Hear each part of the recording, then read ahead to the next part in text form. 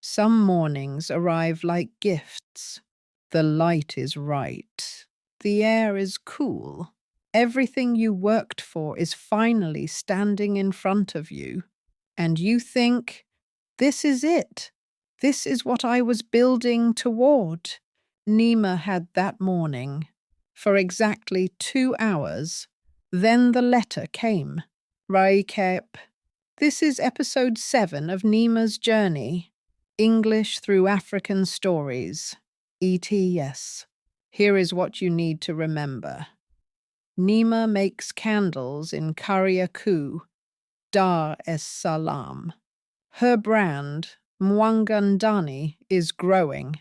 She completed her biggest order yet, 500 candles for Serena Collection, a chain of luxury hotels across East Africa. She did it by being brave enough to ask Zawadi for more time. She did it with Baraka beside her one Saturday, packing boxes and making tea. And after the delivery, she sat in a vehicle outside a hotel in Oyster Bay and let herself feel proud. For the first time, completely, without guilt. Now, a new chapter is beginning. Today, Neema hires her first assistant, and by the end of the day, everything she thought she understood about her past will arrive at her door in an envelope. Siti. Her name is Siti. She is 22 years old. She comes from Mwanza, a city on the edge of Lake Victoria, far from the Indian Ocean. She moved to Dar es Salaam 6 months ago to find work. She has been sharing a room with 3 cousins in a house near Magomeni. She heard about the job through a woman at her church who heard about it from Mama Rehema. Of course she did. Mama Rehema knows everything and everyone. Siti arrives at 8 o'clock exactly.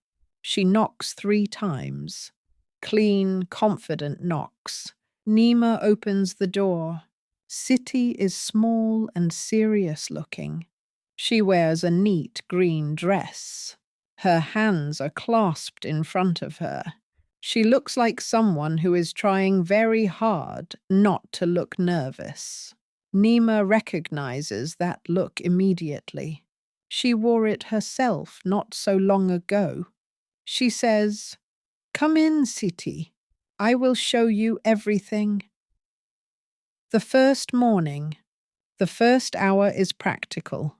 Neema shows Siti how to measure wax, how to check the temperature, how to pour slowly, always slowly, so no bubbles form on the surface.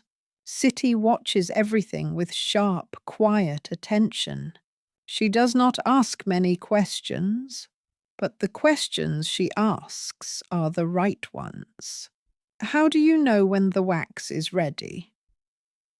What happens if you pour too fast? Who writes the notes for each box?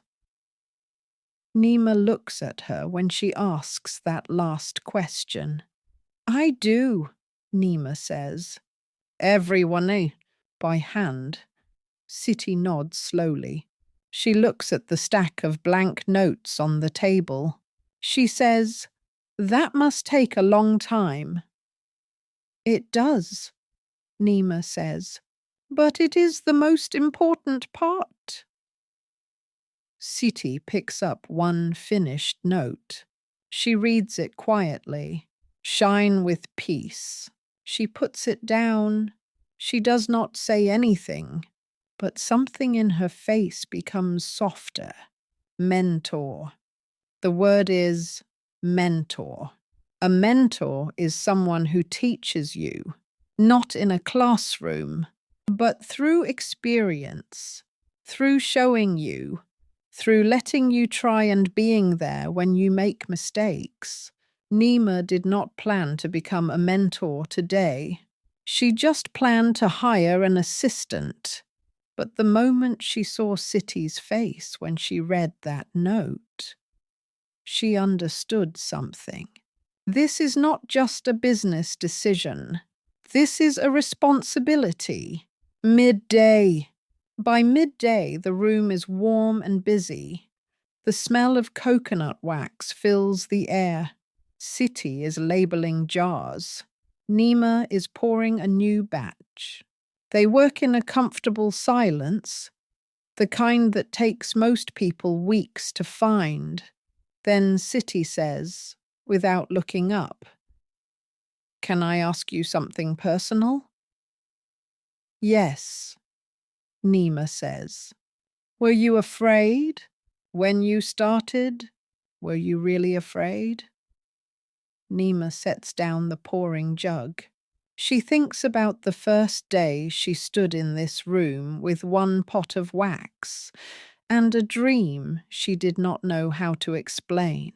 She thinks about the first 40 candles, the hands that hurt, the candles she ruined, the floor she sat on. "Yes," she says simply. "Every day." Siti nods. "Me too," she says. "I am afraid right now." Neema looks at her. "Good," Neema says. "That means you care. People who are not afraid usually do not care enough."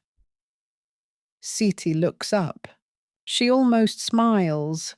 Not quite, but almost. Vocab moment. Familiar. The word is familiar. Familiar means something feels known, like you have seen it before, like you recognize it even if you cannot explain why.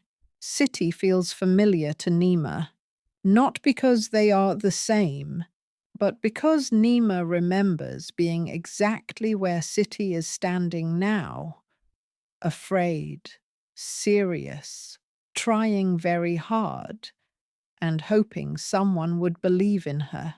The letter. At 2 o'clock, there is a knock at the door. Neema opens it. A young boy from the building, maybe 10 years old, holds out an envelope. "Someone left this downstairs. They said it is for you."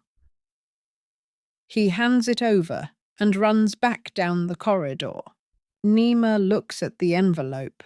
It is cream-colored, slightly thick, sealed carefully, and on the front, her name, written in handwriting she recognizes before her brain has time to tell her why. Her body knows first. Her shoulders tighten. Her breath becomes shallow. She knows this handwriting. She has not seen it in 2 years. She closes the door slowly. She stands with her back against it. Siti looks up from the table. "Is everything okay?" Neema looks at the envelope. "Yes," she says. "Give me a moment." She goes to the window. The street below is busy as always. Vendors, motorcycles, children, life. She turns the envelope over. On the back, a return address and a name, Juma. She does not open it, not yet. She puts it on the shelf between 2 finished candles and goes back to work. Because right now there is wax to pour. There are labels to write. There is a young woman at her table who came here to learn. The letter will wait. She has learned something about difficult things. They do not get smaller when you run toward them in panic. They get smaller when you approach them on your own terms. End of the day. At 5 o'clock, Siti puts on her bag. She stands at the door. She looks at the room, the jars, the candles, the neat stacks of labels. She says, "I want to come back tomorrow, if that is still okay." Neema looks at her. Same time, she says. 8 o'clock. Siti nods. Then, quietly, thank you, Neema, for not making me feel small today. She leaves. Neema closes the door. The room is quiet now, just the candles on the shelf, and the letter between them. She walks to the shelf. She picks up the envelope. She sits at her table. She opens it. The letter is 2 pages, handwritten, every line careful and considered. The way Juma always did everything. She reads. The first page is an explanation, where he has been, what he has been doing, how his thinking has changed. The second page is something else, an apology, not a short one, not a vague one, a real one, line by line, specific. He names the night he hung up on her. He names the words he said. You will never make it that way. He writes, I was wrong, Neema. Not just about the business, about you, about what it means to grow with integrity, rather than just growing fast. I have watched Mwanga Ndani from a distance, and I am not writing to come back. I am writing because you deserved better than what I gave you, and you should know that someone sees that, even if that someone took too long to say it. Neema reads the last lines twice. She puts the letter down on the table. She looks at it. She feels complicated, not angry, not sad, not happy, complicated. The way real life usually feels. She picks up her pen. She opens her notebook. She does not write about Juma. She writes one question. What do I do when the past apologizes and the future is already here? She stares at it. She does not answer it tonight. She closes the notebook. She picks up her phone. She almost calls Baraka, but instead, she sits with the question alone. Because some things you have to feel by yourself first before you share them with anyone, even someone who stays. Tomorrow, Siti will come back. The candles will keep being made. Zawadi is already talking about something new on the horizon. And the letter, Juma's letter, sits on the table, waiting for an answer Neema has not yet decided to give. Does she write back? Does she forgive? Does forgiveness even mean what she thought it meant? Come back for episode 8. Today's question is a real one. Can you forgive someone without letting them back in? Write your answer in the comments. There is no wrong answer.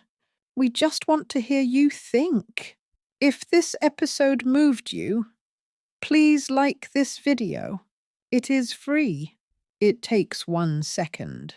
And it means everything to a small channel trying to reach more learners. Subscribe now. Episode 8 is coming, and Neema's story is far from over. This is English through African stories. ETAS. Your English is growing, and so are you. See you next time. Vocabulary recap. Mentor means someone who teaches through experience and care. Familiar. Feeling known or recognized even before you understand why. Integrity means doing the right thing even when it is hard. Complicated means having many different feelings at the same time. Forgiveness means choosing to release anger, not always the same as trust. Boundary means a limit you set to protect your peace.